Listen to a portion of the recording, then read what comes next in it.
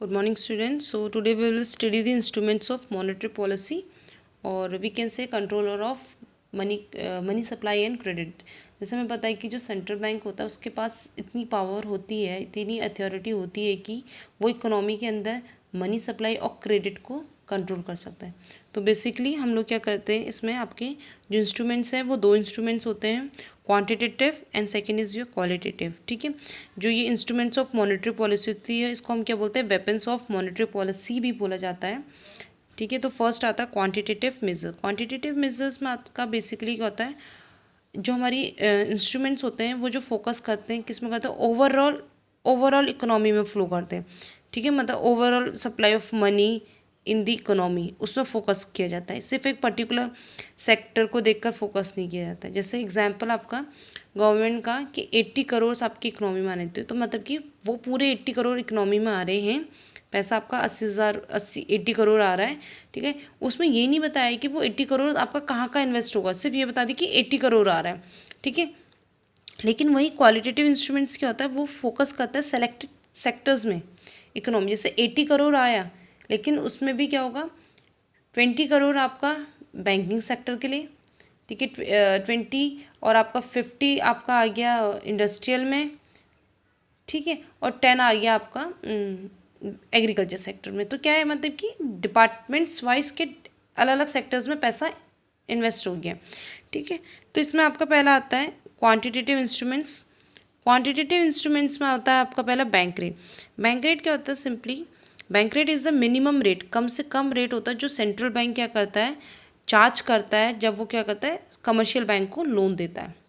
ठीक है, अब इसको हम डिस्काउंट रेट भी बोलते हैं। अब होता क्या है कि इकोनॉमी में अगर हमारा क्या बैंक रेट आरबीआई बढ़ा देती है, अगर आरबीआई आपका बैंक रेट बढ़ा देती है तो इससे क्या होता है, आपका जो मनी सप्लाई होता है वो कम हो जाता है। अब कैसे कम होता है, देखो, अब जब आरबीआई कमर्शियल बैंक को लोन देती है तो कुछ ना कुछ इंटरेस्ट रेट चार्ज करेगी।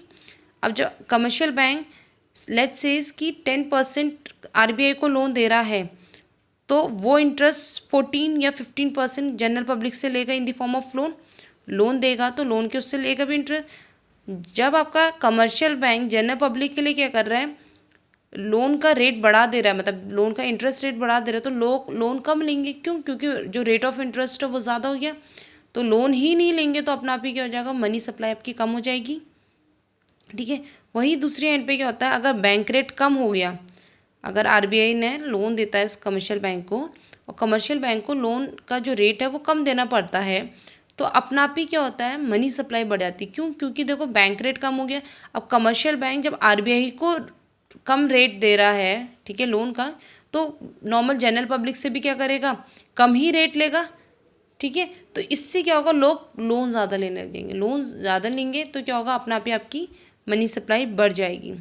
नेक्स्ट आता है आपका open market operation. Open market operation means कि आरबीआई के पास इतनी पावर है दैट कि वो गवर्नमेंट सिक्योरिटीज़ को बाय भी कर सकते हैं और सेल भी कर सकती हैं। ठीक है, गवर्नमेंट सिक्योरिटीज जैसे गवर्नमेंट की कुछ प्रॉपर्टीज़ हो गई या कुछ पेपर्स, कुछ आपके ट्रेजरेबल्स, इस टाइप की आपकी क्या होती है, गवर्नमेंट सिक्योरिटीज़ होती है।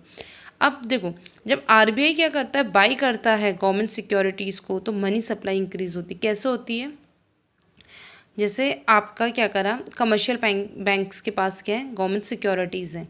ठीक है, आरबीआई ने उनसे गवर्नमेंट सिक्योरिटीज़ खरीद ली। जब वो गवर्नमेंट सिक्योरिटीज़ खरीदेंगे तो कमर्शियल बैंक को क्या देंगे, पैसे देंगे, तो अपना आप ही जब कमर्शियल बैंक के पास पैसा आ जाएगा तो वो अपने पास तो रखेगा नहीं, वो क्या करेगा, जनरल पब्लिक को दे देगा। जनरल पब्लिक को देगा तो ऑब्वियसली क्या आएगा, in the form of loan के फॉर्म में देगा, तो क्या होगा, मनी सप्लाई, मतलब पैसा आ जाएगा लोगों के पास, तो क्या हो जाएगा, आपका मनी का सप्लाई ज़्यादा हो जाएगा। सेम इसी के अपोजिट अगर वो सेल करता है, आरबीआई ने क्या करा, कमर्शियल बैंक को सेल कर दिया, तो कमर्शियल बैंक ने क्या करा, उनको आरबीआई को पैसा दे दिया, तो इससे क्या होगा, आपका जो मनी का सप्लाई है हमारा वो लिमिटेड हो जाएगा या कम हो जाएगा।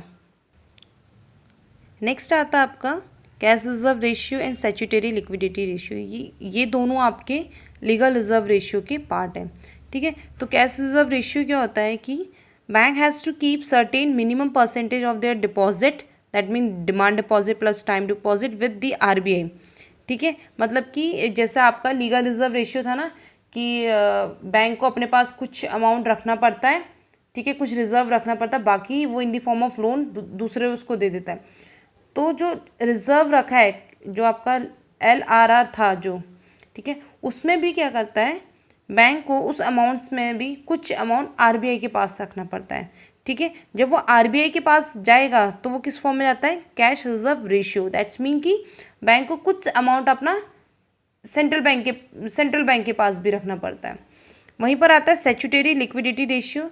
इसमें क्या होता है, अब देखो एग्जाम्पल कल मैंने बताया था कि जैसे हमने 1000 रुपीज़ डिपॉजिट किए थे, तो 800 तो क्या था आपका लोन की फॉर्म में चल गया था, बचा रिमेनिंग 200 में भी उसने क्या करा कि 100 रुपीज़ तो CRR के फॉर्म में क्या करा आपका RBI को सबमिट कर दिया। जो बाकी आपका 100 रुपीज़ कैश रिजर्व है वो आपका क्या होता है, statutory liquidity ratio. That's mean कि जो 100 रुपीज़ बैंक कमर्शियल बैंक अपने पास रखता है उसको हम बोलते हैं statutory liquidity ratio. Next quantitative के अंदर आपके रेपो रेट और रिवर्स रेपो रेट आता है।